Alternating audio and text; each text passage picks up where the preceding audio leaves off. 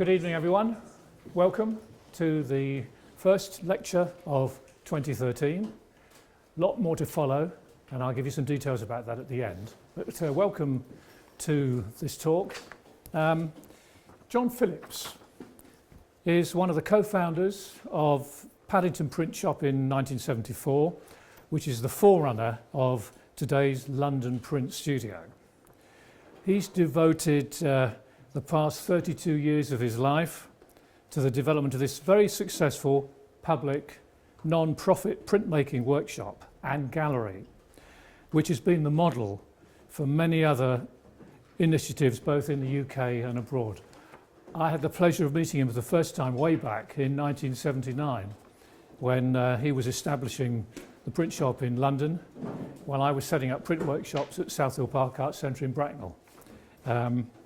It's very interesting to compare those two organisations, but tonight we're going to hear him talk about contemporary printmaking and the somewhat contradiction which is really established through fine art printmaking and limited edition prints, but also the politics of involving people in a more democratic medium. He's an artist and a writer. He co-founded the Print Workshop, as I said, and he's worked extensively in community-based art projects, fine art printmaking and education for now on 40 years. I'd also draw your attention and encourage you to look at his website and the sort of range of his PhD in particular, transforming print. Are you going to talk a little bit about that tonight? Good. We're going to just change mics, and in a moment, please welcome John Phillips.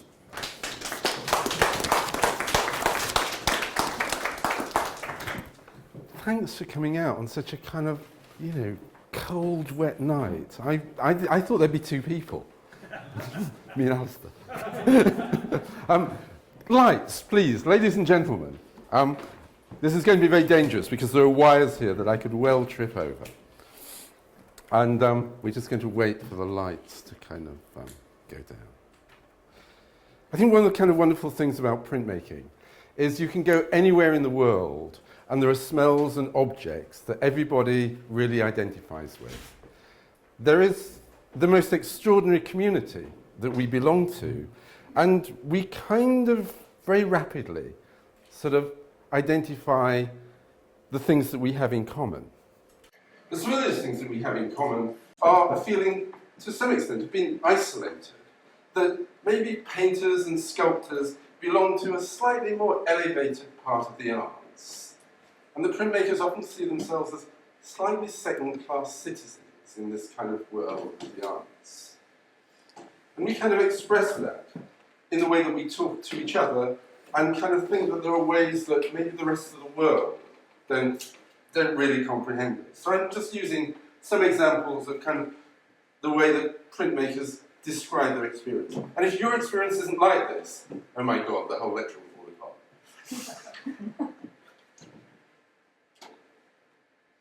I think also at the heart of printmaking is a real contradiction. If you're being polite, you might call it a contradiction. If not, you might call it bigotry. Because on the one hand, you talk to printmakers and the printmaking community, and it says, we are about a democratic art. Lots of people can have the prints that we make. And on the other hand, they say, we make actually only a small number. And I can understand that the rest of the world might not quite understand where we're coming from.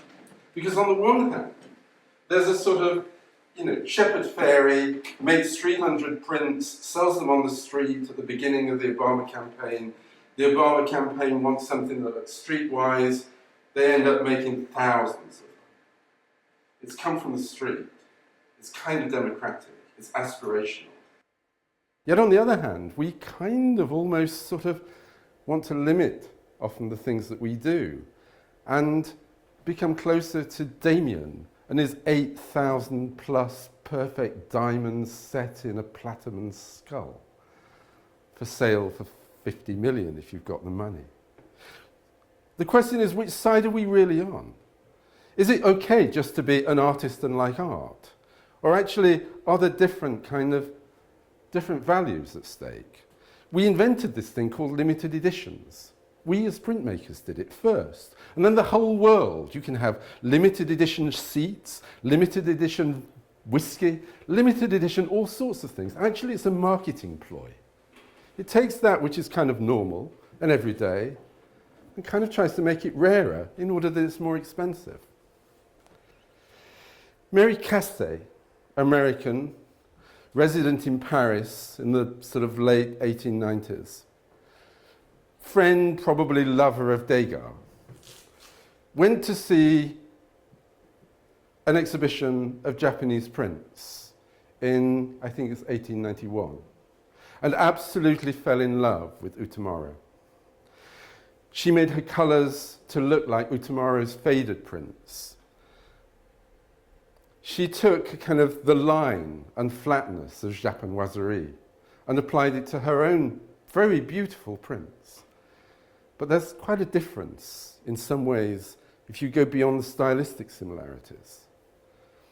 She belongs, albeit to a kind of slightly liberal, bourgeois, upper-class world. Much of Utamaro is sex and street and crime and prostitution and everyday life.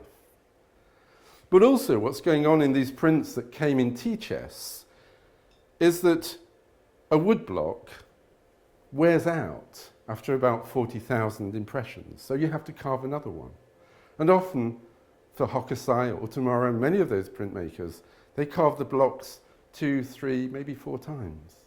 That's 100,000. Mary Cassatt produced prints in editions of 25.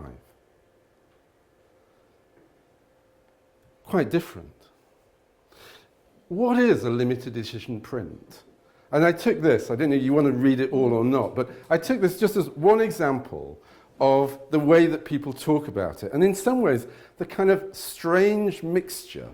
I don't understand this, but it is kind of general, that sort of artists talk about original print, limited edition. They are kind of wrapped up. But they also kind of use to kind of things that I think really confuse people, like simply because the edition is limited to the actual number of prints that can be safely pulled or printed from the plates before the plates begin to wear out. Really? After 20 or 25?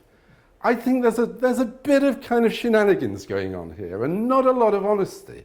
Because some prints still face your plates, you can do a lot. Why is this? And what actually is going on? The International Fine Print Dealers Association are kind of clear about some of the relationships. So they'll tell you that there are different ways that artists can make them. But there's all sorts of ways that they don't mention. And lots of shenanigans that have gone on with artists. Like getting people to design things that just look like your work. I have a friend who was Victor Passmore's dealer. I just give you this as, not out of this room, do not mention this again. But just give you one example of the kind of thing that might go on. Passmore was getting old, and so was his printer, and his printer couldn't go on. And my friend, who was Passmore's dealer, thought, well, I've got to get him a new printer, but I've got to convince him that they'll be able to do his prints. So he went to these other friends of mine and said, could you knock out a Passmore? Something that will look kind of like a Passmore, which they did. And my friend took it along to Victor, who said, oh, that's rather nice. Can we edition it? There are some rather unscrupulous things that go on. So if the public is kind of slightly baffled, you know, who can blame them?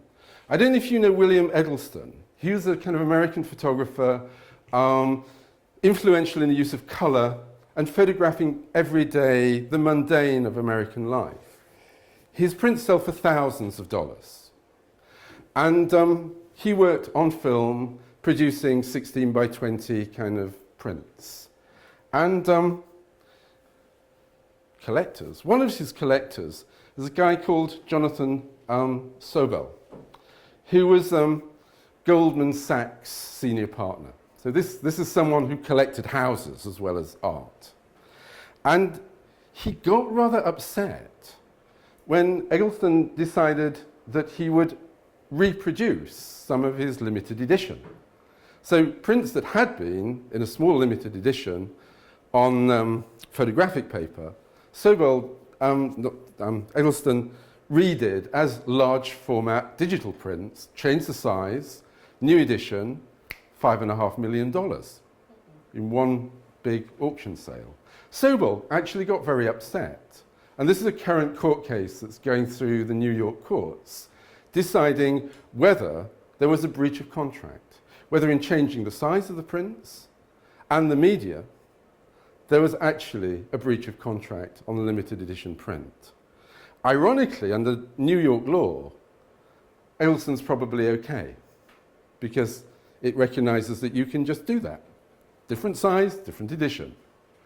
What Sobel's got to prove is that he is economically being compromised by Eggleston's action.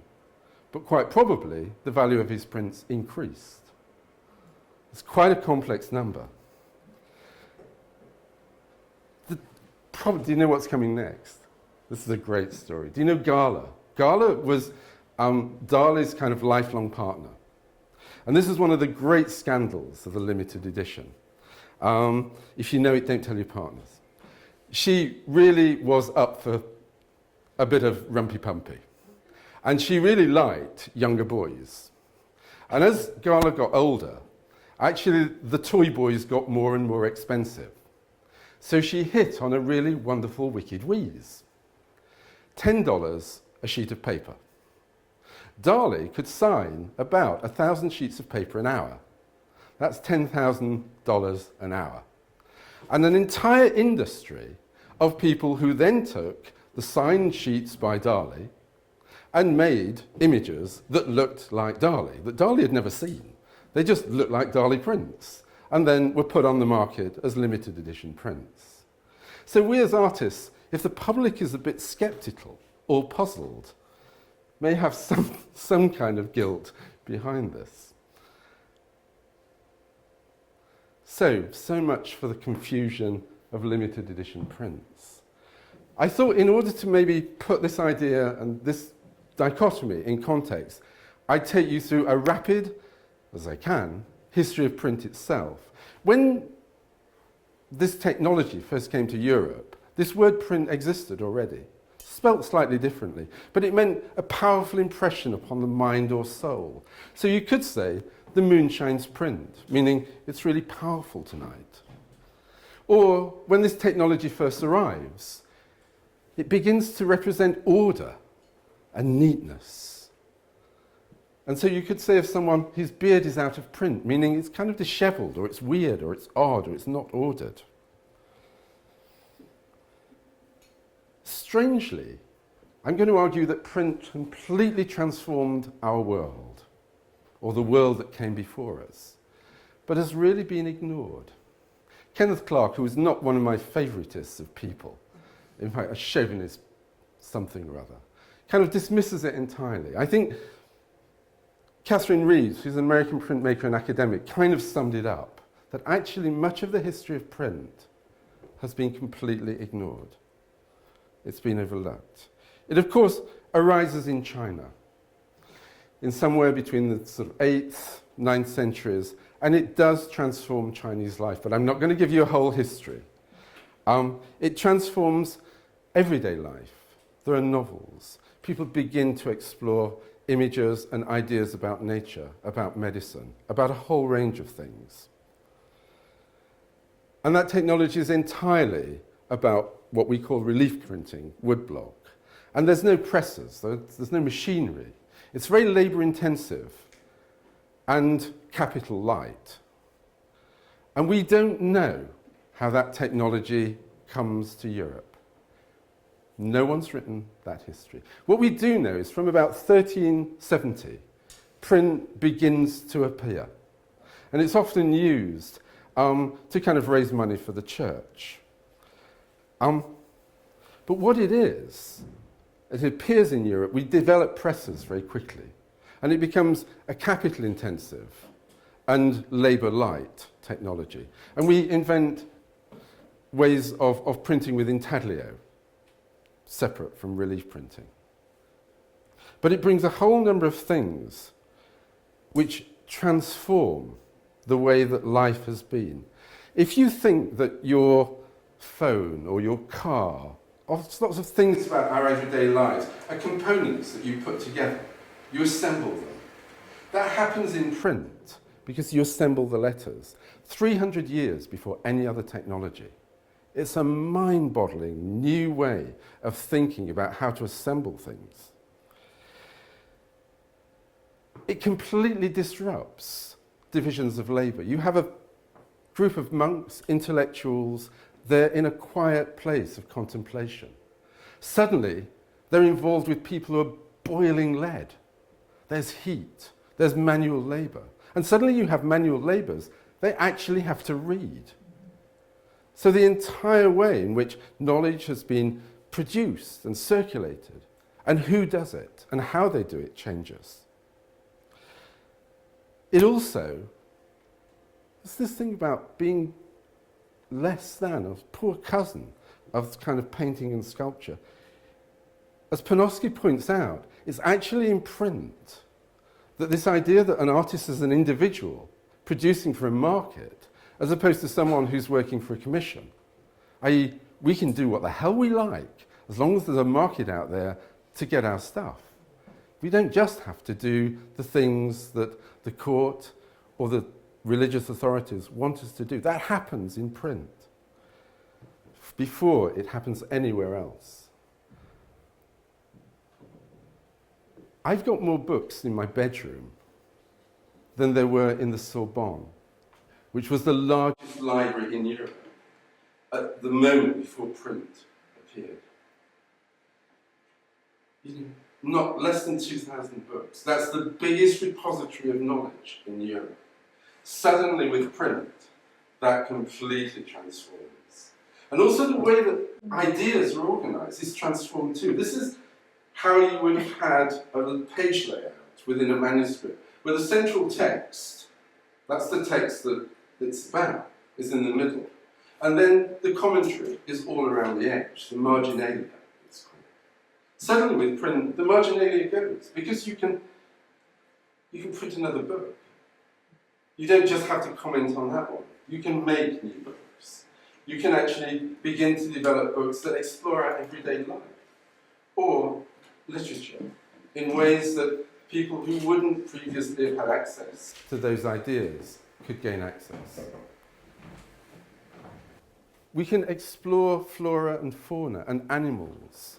There's an idea by Ivans Jr., and it's quite a radical idea about print. He says that the whole of science, the whole of its development from the Greeks onwards in the West, there was a barrier because you couldn't reproduce visual images.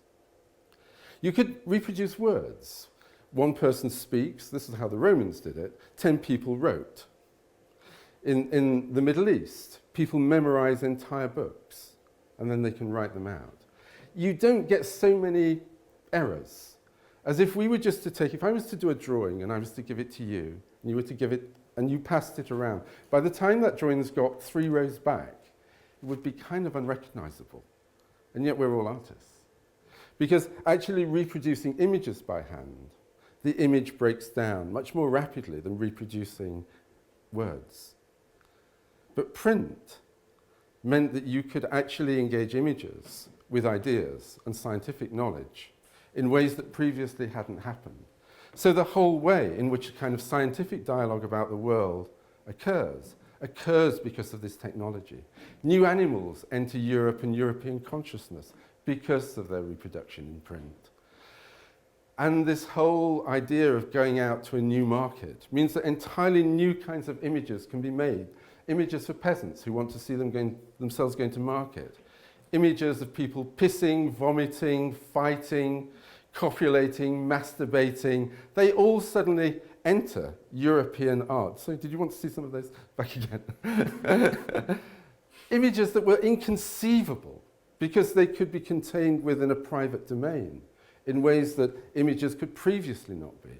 And they could be made available through an open market. There was less censorship within that market. And print our history, produced this. It also produced intimate scenes of everyday life in ways that had never really been represented.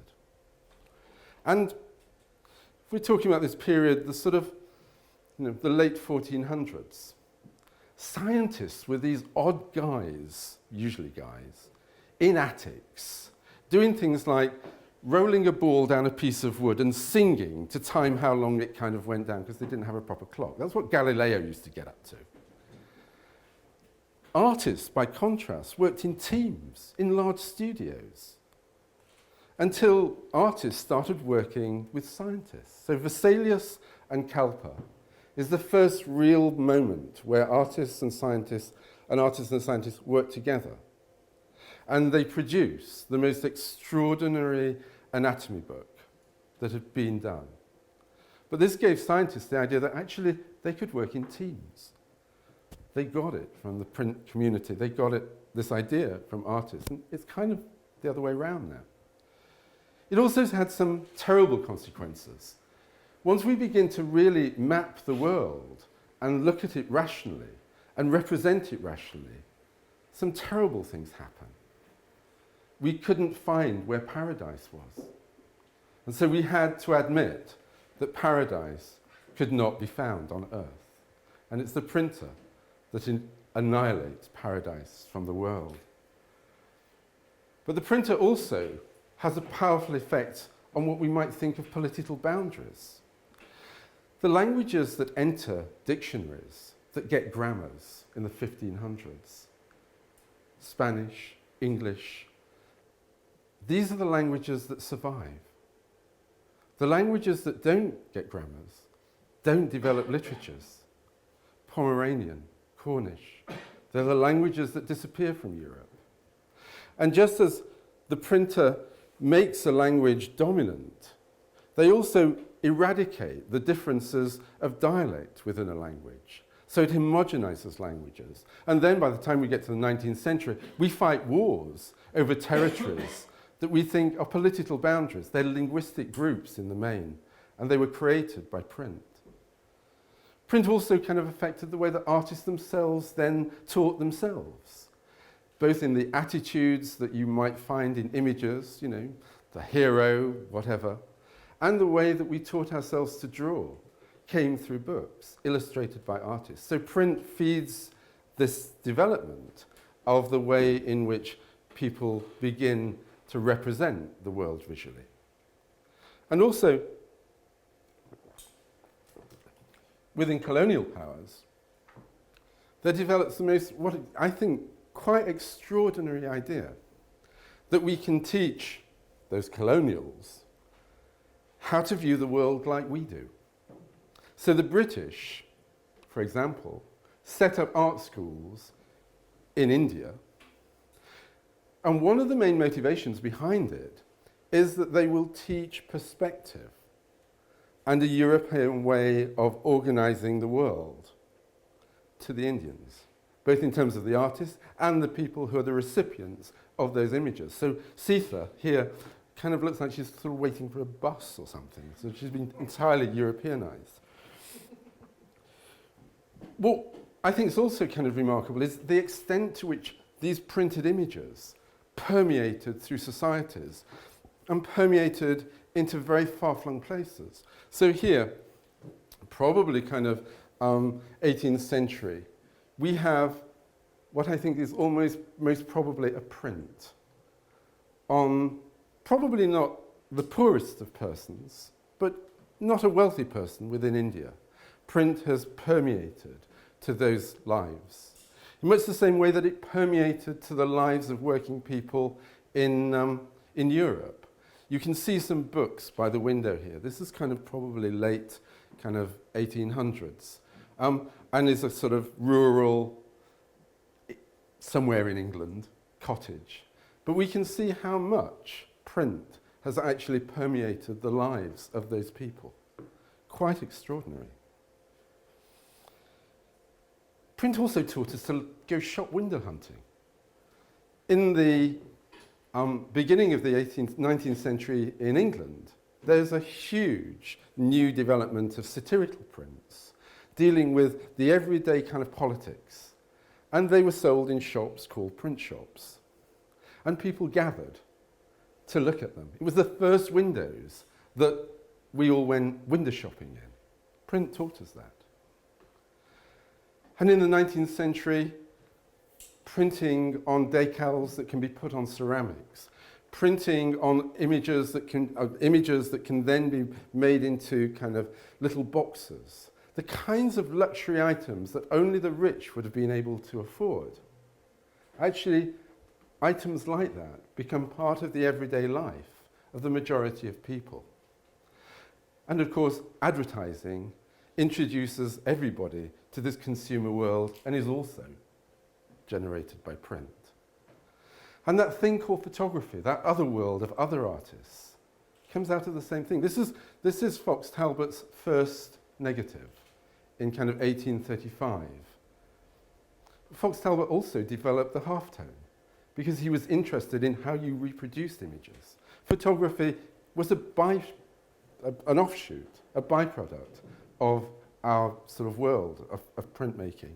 And of course, the whole way in which we view ourselves as a result of photography is transformed. So too are labour relations. So too is the development of mass education. And the idea that within the home, everybody at some level is reading the world. It's a very, very different thing. It's a transformation created by print. Unbelievably, print did not record that history. 1370s, the first prints we know of. 1490, the first image of a print, or a printing environment. Over 100 years. And this is the first time that the printing press was recorded in Europe. One of the things that maybe has been the printmaker's downfall has been the way in which the work's organised. The first prints were woodcuts. And the first division of labour happens within the woodcut area. Someone like Dürer draws, someone else becomes skilled at cutting the block. That's not true in the intaglio printmaking that starts off in Europe. In fact, the very first people who use intaglio, they work in very, very different styles. So Campagnola is kind of tiny little dots knocked into the image. Mantegna, scratches. So people are working in very, very different ways, very different styles. You know, here, if you like, is the artist using their own tradition, their own styles. But that very, very rapidly breaks down. It breaks down partly as a result of Dürer, who, making very, very early prints, becomes someone who's rated by the rest of the world and whose prints really begin to circulate. So he's working in northern Germany. His prints move very rapidly to Venice and other big centres of printmaking. And this is the beginning of the 1500s. But most importantly, if you look at Dürer's drawing, he develops a different way of drawing. It's called bracelet shading, which is the idea that you draw around an object. So for a wrist, you draw around the wrist. For a neck, around the neck. That the contours of the form that you're making are made by the lines. And if you look at Dürer's painting, you can see that he's doing this even in the paintings. And this way of drawing, which you see here, struck an artist, printmaker, who was operating in Venice, called Marcantonio Raimondi. And he was a forger. He kind of thought, well, actually, Dürer's good. I'll start copying. And in copying, you can see this is Thisbe and Pyramus. Is it? It's Pyramus and Thisbe. You can see how flat some of his drawing is. As he's just beginning to discover Dürer, just about 5 years later, he's got Dürer's technique. And he's applied it to the way in which he's drawing and the way he's making prints. And he then becomes the printmaker for Raphael. So he takes Raphael's drawings and he turns them into this kind of Dürer. So this is Dürer, this is early Riemonde, this is later. What he does, he invents the language of engraving, which then becomes a kind of net that a whole series of printmaker, plate maker designers use. This way of drawing these lines around contours, creating a net that you throw over the world. And the kind of variety of drawing that had been there before is eradicated by this division of labour and by this organisation of labour. The first person who actually begins to write about this technique, almost 300 years after its arose, is a guy called Bossy. And he writes the first manual about print and how you do it. And he works with Rubens. And Rubens has a very large factory, and he's got the interest in making a lot of money. And how do you do that? You do it by making the plates really wear well.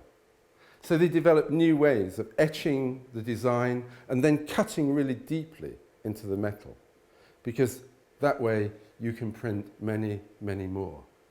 And Bossy's technique then kind of goes across Europe, and it becomes the norm for what we think of as intaglio printmaking. Just some other things that had been happening in the world while all this had been going on is some very, very different kind of ideas that had also been kind of brought about by print. There's a kind of heresy that happens in Czechoslovakia in the early 1400s called the Hussite sort of rebellion or whatever. Very, very similar ideas to Luther. It goes nowhere. By the 1500s, the Protestants, the people who are questioning the organisation of Catholicism, are suddenly armed with a press. And that becomes a powerful momentum for change within Europe. In England, that actually leads to a revolution. And that revolution is what we think of as a parliamentary revolution on the one hand, but actually is full of a lot of people who we would today call the Taliban. If you remember the Taliban's destruction of those Buddhas in Afghanistan, actually, we did that. We went to churches and we destroyed all those icons. If you go to many cathedrals in England today, they don't have those wonderful stained glass windows because our equivalent of the Taliban went in and destroyed them. We made it illegal to make pictures, to import pictures into England. The Protestant Revolution was actually iconoclastic at many levels. Poor old Charles had a great art collection, which the parliamentarians then sold on the international market. They went entirely, actually, again, making images. But the only art training that happened in England in the 1600s and on into the kind of middle of the 18th century started here at Woolwich Arsenal and later at Sandhurst. I'll tell you why. If you wanted to occupy a city, maybe like Edinburgh,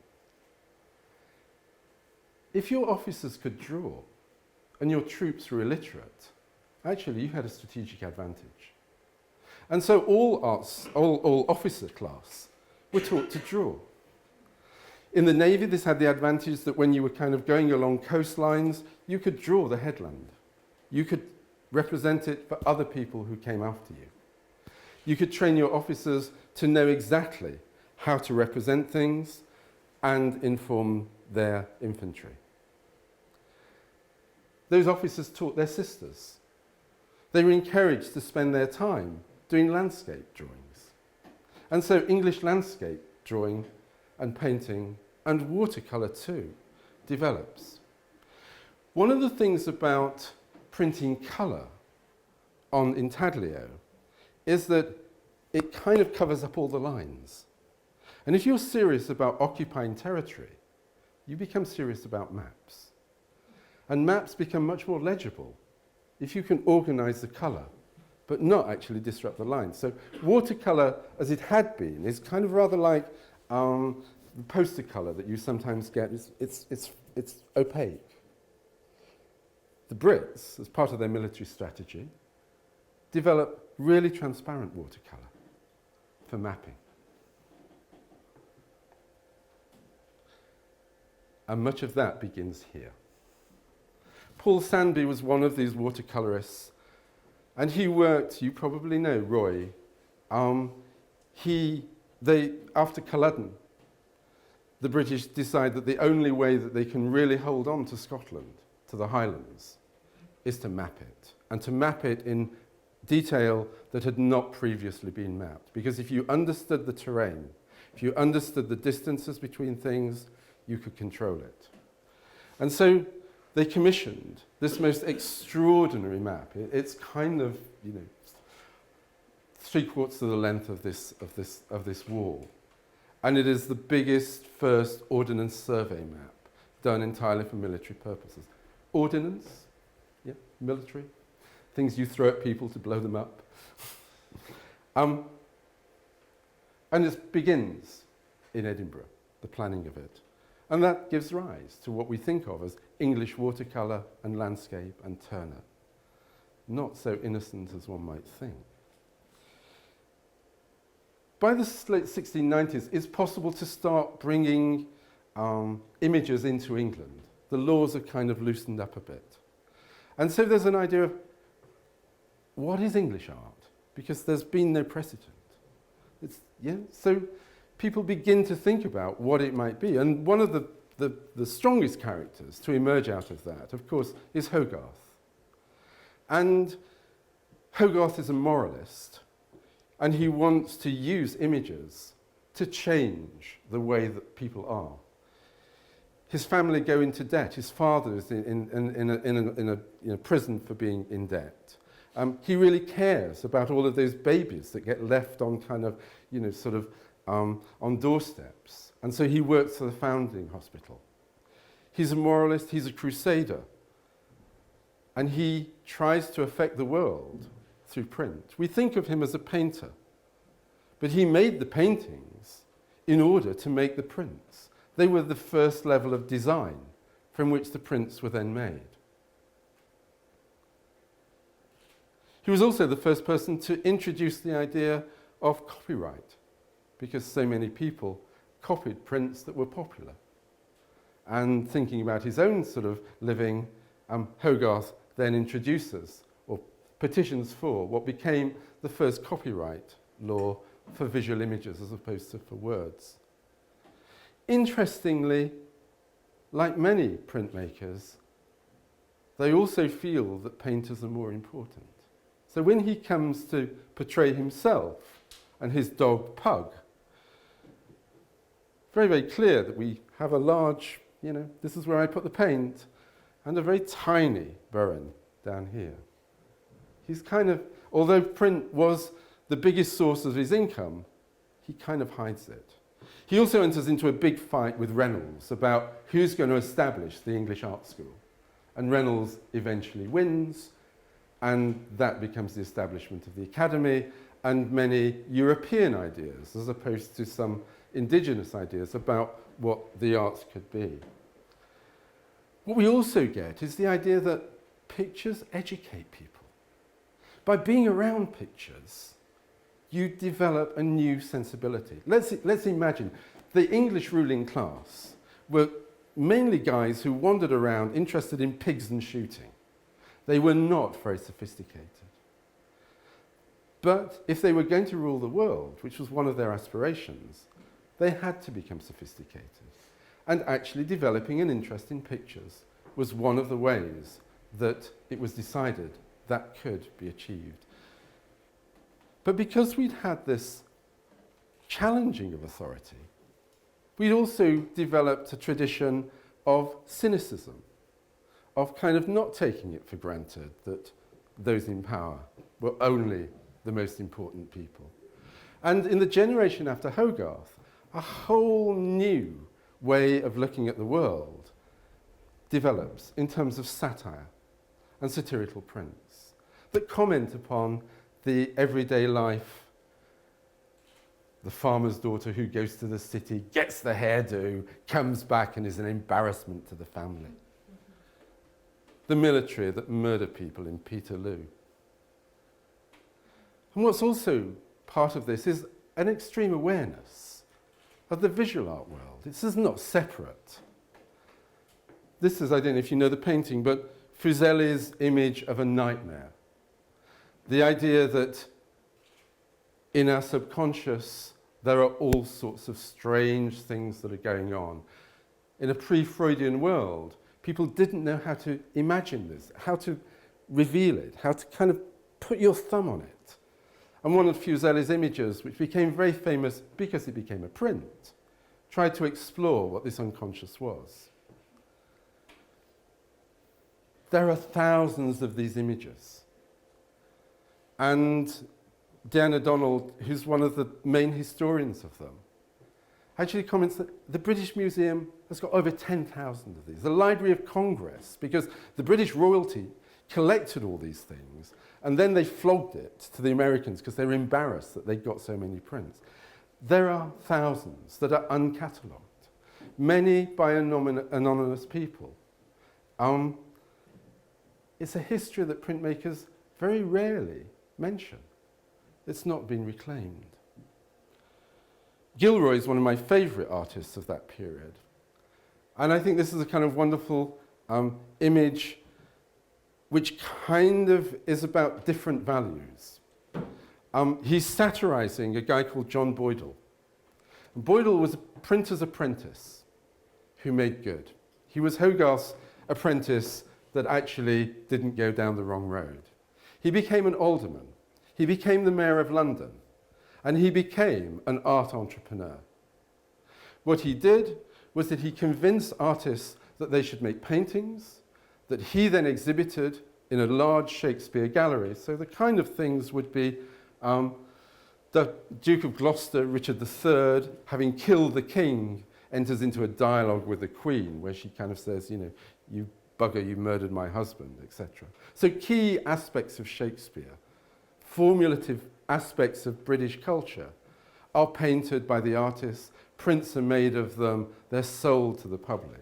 In fact, during this period, the main income source for artists was through the sale of reproductive images of their prints. Hunt, the scapegoat, which everybody knew because it was a print. The soldier telling what it was like at Waterloo. We tend to think of these as sometimes sentimental. I mean, I don't, if you know the Derby Day, it's a kind of painting of Derby. Lots of photography was used in photographing different people during Derby Day. It's put together as a huge painting. The painting itself is set up so that there's you pay to go in and see it. And of course, you pay for a print.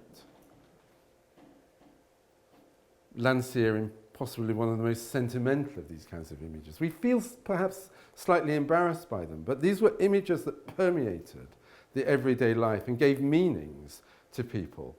And I think it's a history that many of us as printmakers have forgotten. You even have very, very elaborate coloured images. This is a Turner. It would make, you'd need years to work on the plates to make these.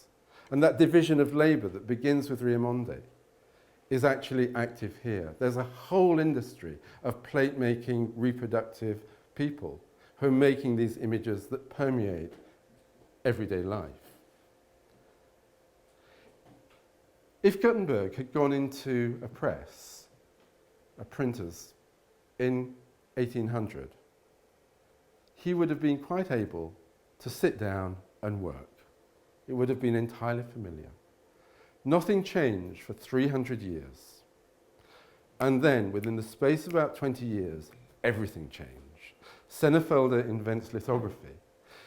1824, you have the development of the steam press. So from 300 pages an hour, you can do 3,000 pages an hour.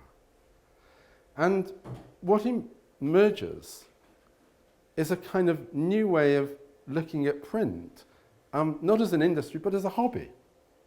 actually all of this machinery has suddenly become obsolete. And some people begin to think, oh, that'd be a good idea, I'll do that. And you get some extraordinary people who become print hobbyists. Queen Victoria, for one. She has a little printing press down at the bottom of the palace. She goes, inks away. It's a lovely thing to do. Dr. Gachet, we know him mainly from this painting by Van Gogh. Friend of all of the Impressionists, and a very keen amateur printer, who then encourages the Impressionists and even Van Gogh to begin to make prints. Here we're in the mid-19th century, and there's a real conflict for artists. Someone like Millet, his ambition is that every French house has one of his images. Whistler, by contrast, has a very, very different idea. There's this ubiquitous stuff called print. Ugh. You need somebody who's a really skilled plate maker to transform your images. Ugh. Whistler has actually not gone through art school. He's a military guy. He's been taught, like all of those British people, in the American military. They've taken up the same idea. He's taught mapping. He's taught to draw in the military. But he's got ideas maybe slightly above his station. He goes to France and he works with people like Corot in the Barbizon school, who are actually going out there and they're saying, well, actually, we can do etching. We can just take the plate and kind of draw on it. And that's kind of nice to do. And Whistler and his brother-in-law, Seymour Hayden, become involved in what becomes known as the etching revival. Whistler actually shapes much of what we think of as the contemporary art world.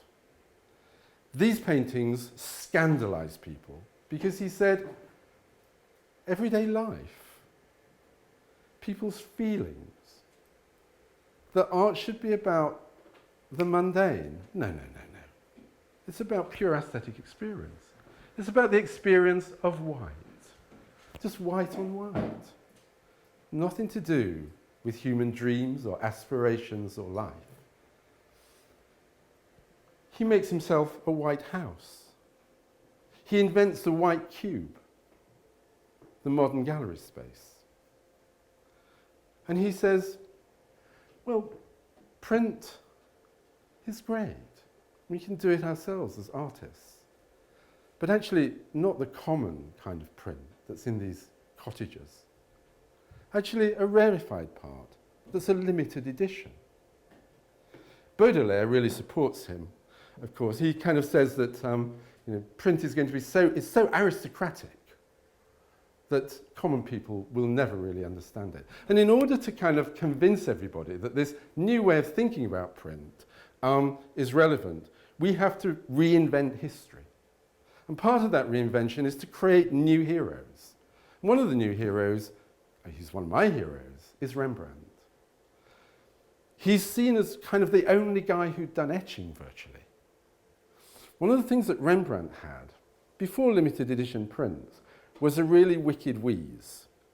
What you did was you inked up the plate differently, you worked over it, and you made different kinds of versions of those images. And so it became fashionable to have all of a certain Rembrandt.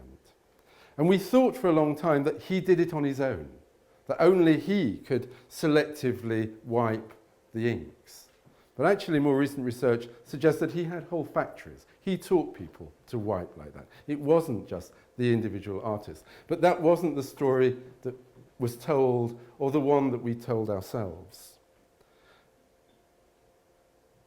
The different states. So Rembrandt became the major hero of this new etching revival movement, which in many ways was rather conservative in the kinds of images that it made. And it runs from the middle of the 18th century through into the 20th century. You can see here images from 1926, 28, They could have been done in Paris 30, 40 years earlier. But even when print is being conservative in this way, rather remarkably, it's transformative. This movement starts in England, which is the biggest kind of print sort of producer in the world at that time. And it moves to the States. And as many of us discovered, if you're printmakers, you can share your images. And you can work collectively in a little space. You can set it up and a group of you can use it. And so these small print societies spread across America. And they laid the foundation for the American art institutions because there were no such academies before. So print, wherever it goes, it seems to be, is extraordinarily transformative. I think that the real extreme of the kind of, what I would say is the conservatism of the image comes out if you compare these. This is James McBay, 1926. This is the Stenberg brothers operating Russia, 1926. The avant-garde, in many ways, was elitist. It didn't necessarily, like Whistler, even the revolutionary avant-garde, it didn't want to make compromises. It wanted to re-envisage the world. There's only one moment between about 1919 and 1928 when it actually achieves industrial power. Russian poet Mayakovsky writes in a book about making verses, in order to write a poem, I need the following items: a pencil, a notepad, a pipe, and a state publishing house. The Bolsheviks have got an identity problem when they take power. They don't want to look like the regime that went before them. So for a very brief period, they hop into bed with the revolutionary avant-garde. And posters and images across Russia become part of the avant-garde project. And this is their poster for Votov's Man with a Movie Camera. At all levels of kind of the arts and of print, there's the most extraordinary kind of development that happens in Russia. Meanwhile, I think in much of Europe and America, there's a much more conservative imagery that takes place. Almost simultaneously, they're both wiped out. On the one hand, by the Wall Street crash, McBay's images went for hundreds of pounds in the 20s. After the Wall Street crash, they went for less than £1. Stalin takes power in Russia, and on the advice of Gorky, gets rid of the avant-garde and institutes a rather sort of strange 19th century kind of imagery. It's not until the 60s that print and printmaking begins to reflourish with pop art, which takes from everyday life, from everyday printed images, but rather remarkably also goes into a very kind of expensive area of the art world. So where Blake is kind of saying, yes, I make the album covers, but actually the artwork ultimately sells for £50,000. Or Johns, one of the most expensive prints kind of ever made by Johns. I think it's sort of $1 million print. There becomes a kind of limited edition factory system, mass-produced objects of very, very high value. And I think we then enter a kind of a conflict. Where do we as artists stand in this new technology? There are very, very few words in the world that become represented just by their first letter. Control P is one of them, print. And it is in the hands of everyone in the industrial world, and increasingly in the hands of many people in the developing world. Do we stay within a world that loves the obsolete technologies, and I love them too? Or do we enter into entirely new relationships with images? Sorry about this. But this is the group of images that destroyed America's moral superiority. It takes power in Iraq. It takes the same prison that Saddam used, Abu Ghraib. Someone with their mobile phone photographs what's going on. Those images spread on the internet. America's moral authority is completely and utterly destroyed. That's the power of the image. 4 years ago, in Iraq, in the Green Revolution, a country for 30-odd years being cut off from the rest of the world. But if you were inquisitive, you could see the images that people were making. It's possible to enter into their visual space, not entirely understand what's going on, but to see the images that are being put forward, how people are visually attempting to represent their world. You can even go onto kind of obama.com and make your own fairy image for kind of whatever you like. Artists are using this technology in different ways. Whether it's kind of stencil making, or this is Peter Kennard, which is an image he makes but is then produced virally through the internet, in posters. It goes very, very wide, and kind of is a summary of how many people felt about what was going on in that particular war.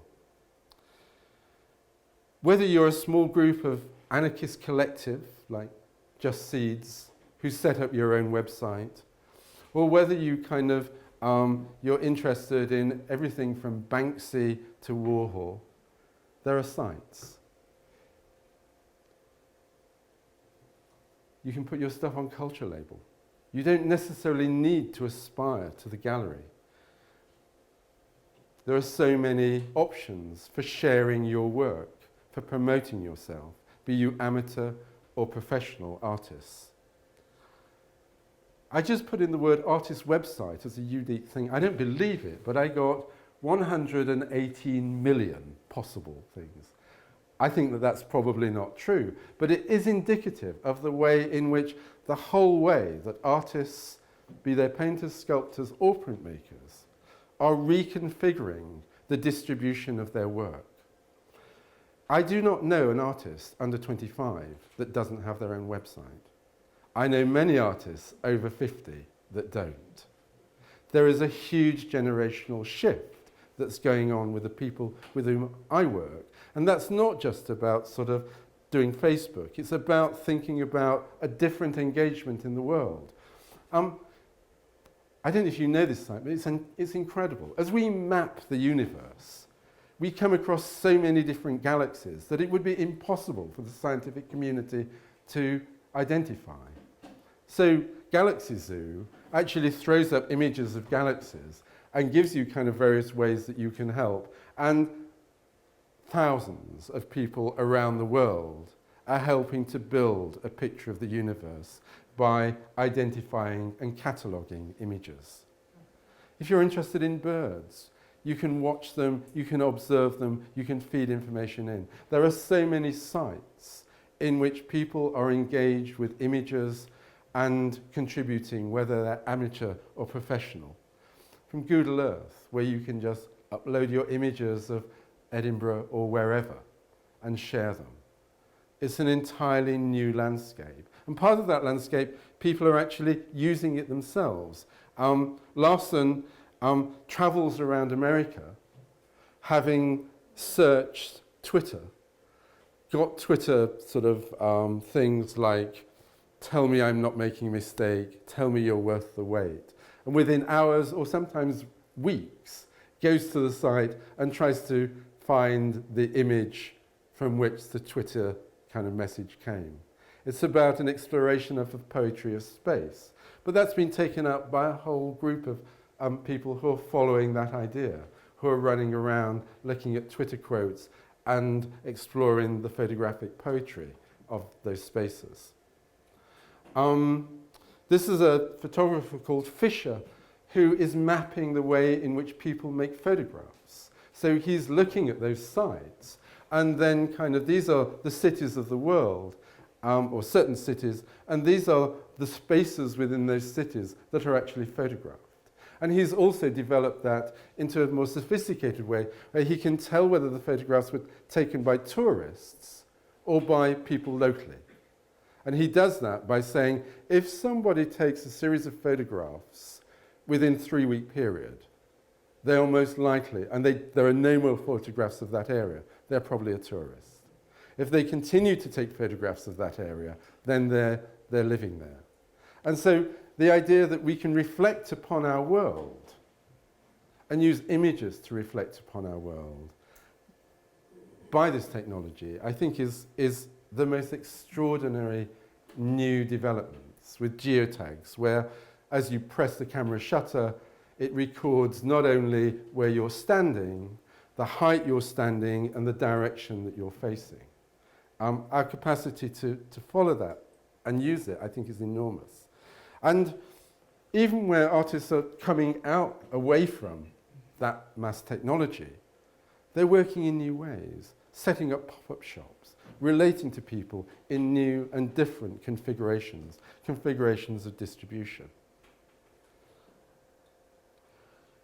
Why do we make images, though? Do we just want to proliferate thousands of images? Or do images mean something to our lives? Do they anchor our lives? Do they affect the way that we see? And this is a personal viewpoint of why I think images are made or what they're important to. I think all images relate to other images. They are a dialogue with those kind of maps in our brain that explain the world out there. This is an artist I'm working with. This image, currently not a limited edition, an open edition, available for £300 on aluminium at London Print Studio today. But it's an image by a young Chinese artist. She has an English name of Echo Morgan. And Echo makes performances which she photographs and turns into prints. And this particular performance came about, she grew up in China. She's been in England for about 8 years.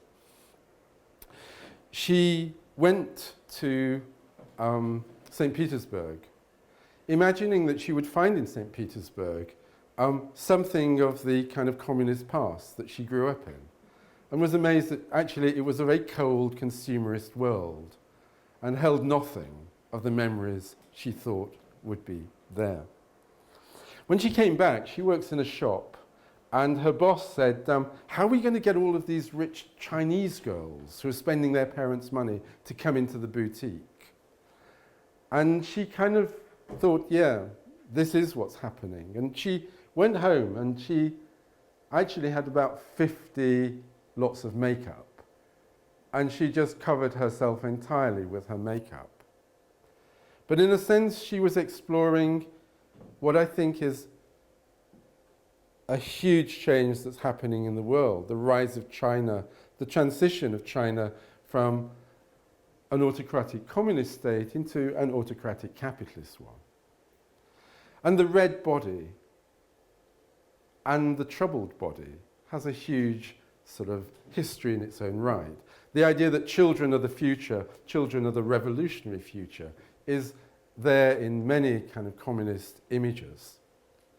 And the red figure as a figure of progress is something that her image relates to.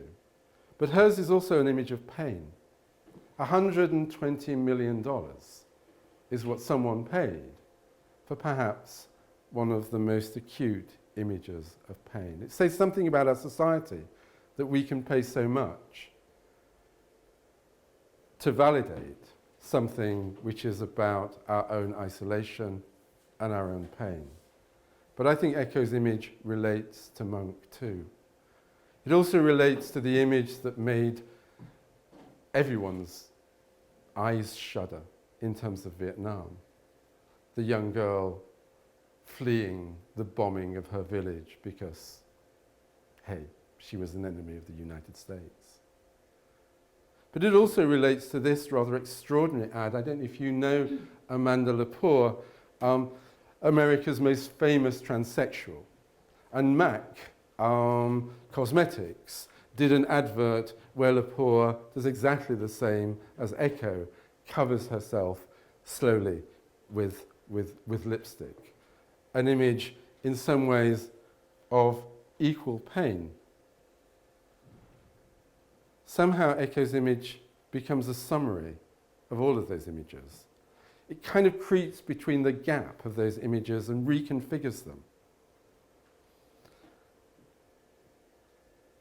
I think it sort of is about why we make images, in order for the world to be refreshed. The question I think we all have to ask ourselves, again, is which side are we on? I can see that Fairy was embarrassed at some level as the street artist, the graffiti artist, becoming the icon of the new American president. So he made this poster for the Occupy movement. Guy Fawkes masks are often used by people in demonstrations in the Occupy movement to evade recognition on cameras. And so he says, Mr. President, we hope you're on our side. On the other hand, in replacement of Damien's skull, we have, as printmakers, the limited edition. I did want to bring my limited edition Marmite, and I was going to auction it. And then I remembered that a friend of mine actually had her brinjal pittle taken at airport security, and so I thought the better of it. But in a sense, the question I'm asking is the limited edition nothing other than a marketing exercise? Are there other ways that we might work productively in generating those images that make our world? And that's not to say that I'm against those limited editions. I think some of the prints around here are wonderful and stunning. I think what I'm asking is that the only way that we should be working, and should not the print maker actually be embracing a much wider world? Thank you.